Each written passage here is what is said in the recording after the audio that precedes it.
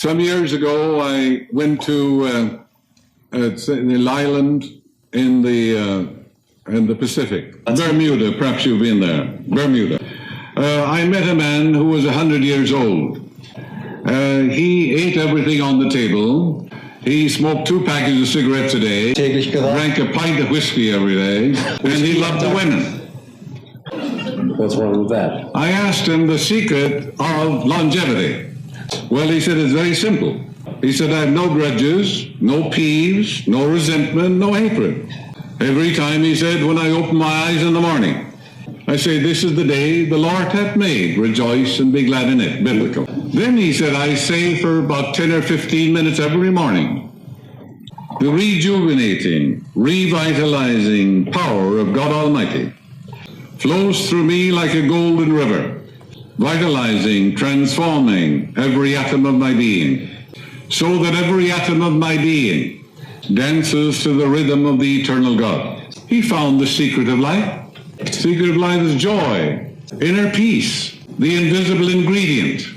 In the National Geographic magazine, a worldwide magazine, there was an article some years ago by a professor from Harvard, a medical doctor, a distinguished scientist on nutrition. He went to the Hunza territory near Nepal, in the south of Russia. He found people 110, 135, and some 150 years of age. They all sit around the table, they drink vodka, all kinds of wonderful food. But he said their diet is contrary to all the laws of hygiene or diet that we know of in the Western world. They don't seem to know anything about the calories that we have established. He cites the story of one woman, 135 years old.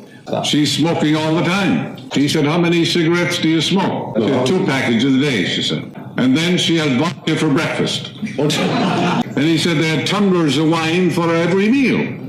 He said he had to drink so much wine he was drunk. He found some women and some men in the fields working, 120, 125 years old. What was the invisible ingredient? Inner peace, equanimity, serenity, goodwill, and the laughter of God, full of laughter. The only being in all the world who can laugh is man. The reason for that is that God placed it in man so he'd get rid of his arrogance and pride. It's the finest way in the world to release tension. Anyone can begin to synchronize with God's river of peace. A wonderful exercise every morning would be the Psalms of God.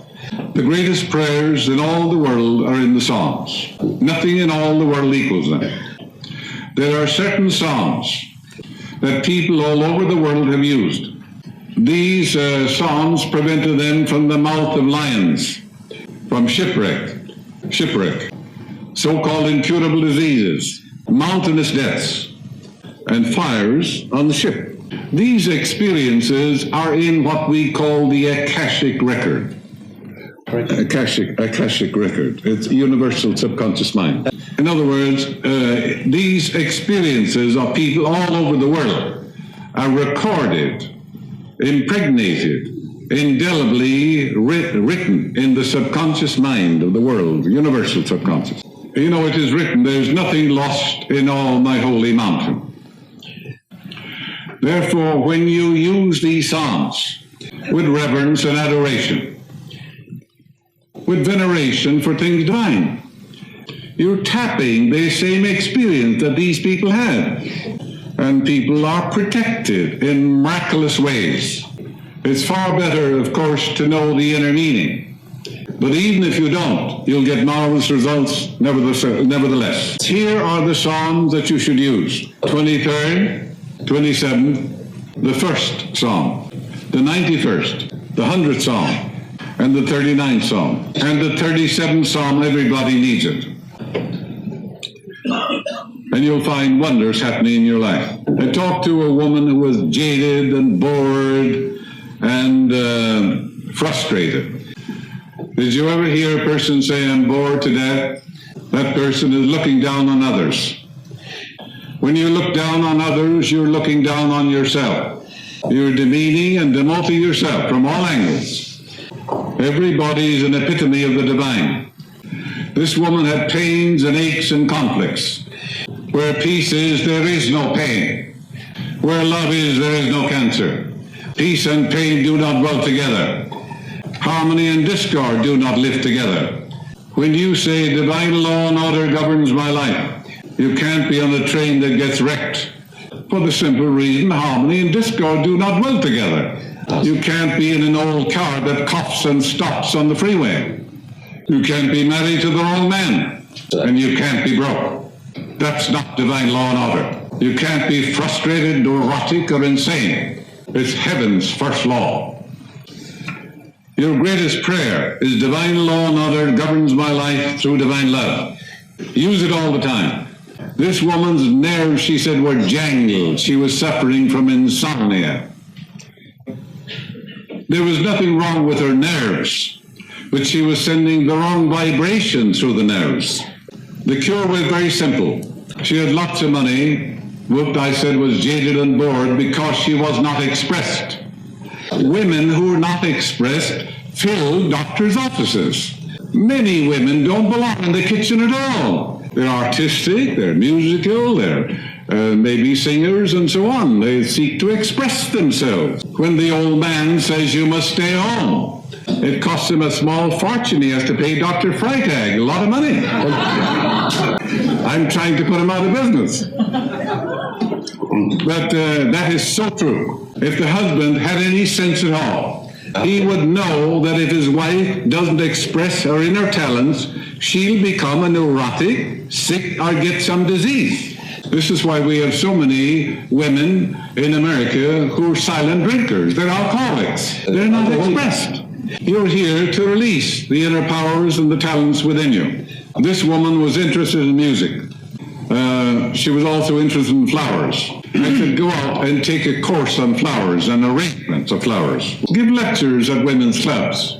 Most women don't know how to decorate their homes. Immediately she got absorbed and engrossed in flowers. She got interested in nature and the beauty of nature.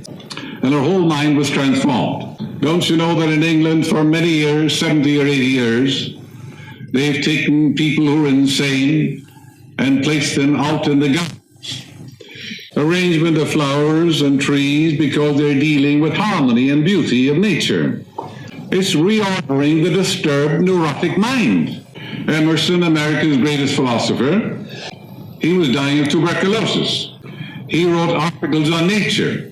The trees, the flowers, the stars, the sun, the moon, everything appertaining to nature. One of the most beautiful things he wrote. He was filling his mind with beauty, order, symmetry, and proportion. He had a complete healing. He lectured all over the world, passed on over his 80s. Very simple. Also, they take these patients in the wintertime, and they have them make toys, purses, chairs, and dolls for girls, you know. These people are using a saw, they're using a compass, they're using instruments which bring about order in their mind. You know, the man went to a psychiatrist and he said, I'm losing my memory. I can't remember anything anymore, he said. What'll I do? The psychiatrist said, you have to pay first. And that's one of the quickest ways to get a healing. What most people need is forgettery, not memory. They remember everything they shouldn't remember. Old grudges, old peeves, things that happened 50 years ago. Let me point out some weird ideas that people have about healing. Some years ago in New York, a young doctor got into trouble with women and so forth. He ended up in the mental institution. His sister was a Christian Scientist. She used to visit him every day and kept on praying for him. Months went by, nothing happened. She was very, very frustrated, no improvement of any kind, whatever. A young doctor came in, this is quite a number of years ago, and at that time they began to use insulin shock for schizophrenics and paranoids. From 1,000 patients, this young research doctor selected him. He gave him insulin shock. he was completely healed and walked out of the hospital free. His sister, instead of being glad, was furious and angry to think that her brother had to get shots to get a healing. What a frightful, insane, stupid attitude. That woman's prayer was answered. Instead of being grateful, she was angry. My ways are past finding out. My ways are past finding out biblical. My way, God's ways. My ways are not your ways. And as the heavens are above the earth, so are my ways above your ways. So healing came through the doctor. Her prayer was answered. All healing is spiritual. If your bones are broken and you don't get immediate results by prayer, you go to a bone surgeon, don't you? If you can't grow a tooth, go to a dentist. And if a man is bleeding to death on the sidewalk, and you mumble some prayers, and you don't staunch the blood, are you going to let him bleed to death? Don't you know that's murder? It is absolute murder. You would put on a tourniquet and you take him to a hospital, wouldn't you? If a child falls into the water of the ocean, and you speak the word and the child is in your arms, if you don't have that kind of faith, the best thing to do is to jump into the river and rescue the child. That's prayer also. If you can go from here to Berlin and dematerialize your body and be there, I would suggest, instead of walking, you take a bicycle or a car or an airplane. These truths are so simple. And there are crazy people let their relatives die rather than call a doctor or give medicine. It's absolute murder in the name of religion. Now, here's a man with a kidney infection, a damaged heart. Most people don't have damaged hearts, or they have troubled hearts. The heart is the seat of love, emotion. Keep thy heart with all diligence, for out of it are the issues of life. And with all my heart I truly seek thee. The heart, in Hebrew symbolism, they wrote the Bible, it means the subconscious mind. That's all it means. And this is the basis of all religions in the world. Call them what you want. It's in the book of Proverbs. As a man thinketh in his heart, so is he. So does he become. So does he act. So does he experience. So does he express. That's the basis of all religions in the world.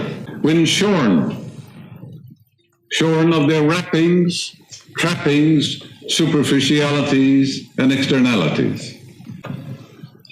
Wrappings, trappings, superficialities, externalities, creed, dogma, tradition. Yeah, in the old liturgies, wafers, wine, all these things mean nothing. It is what you believe in your heart that is made manifest, not what you believe with your lips. To know your religion, I have to know your emotional espousals. What you really believe deep down in your heart about God, life, and the universe. I would have to know your fears and superstitions, because whatever is impressed in the subconscious mind must come forth on the screen of space. Screen of space, the world, objective world. That's when a man knows that, he has some education. It's not what you think with your head, it's what you think in your heart. Ideas emotionalized, put on wheels, impressed in your deeper mind, good or bad, are made manifest. That's the only religion in the world. Whatever ideas emotionalized, felt as true. These are the things that are made manifest in their experience. In other words, man is belief expressed. It is done unto you as you believe. The law of life is the law of belief. That's the whole law. To believe is to live in the state of being it. It's made of two words, be and alive. Be alive. Believe. To be alive to something. The law of life is the law of belief. To believe something is to accept it as true. It may be an absolute lie. The whole world believes a lie. When they hear the truth, they think the truth is a lie. It's very simple in your Bible. It's done unto you the way you believe. What should you believe in? In the guidance of God. in the love of God, in the harmony of God, in the abundance of God, in the goodness of God, in the land of the living, and in the abundant, joyous life. The only thing you ever experience in this life is what you believe subconsciously. For what is impressed is expressed.